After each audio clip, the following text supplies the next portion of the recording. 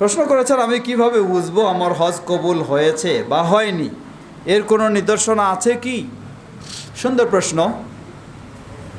আমাদের সবারই চেষ্টা করা উচিত আমাদের হজ যেন আল্লাহর কাছে কবুল হয়, সেজন্য শিরক মুক্ত, বিদআ মুক্ত এবং হালাল বৈধভাবে যেন হয় সেটি সর্বাত্মক চেষ্টা আমরা করব।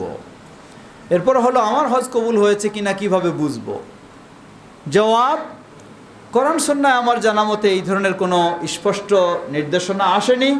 তবে বিজ্ঞ তাবেঈ, এই ধরনের বিজ্ঞ ব্যক্তিগণ কিছু বলেছেন।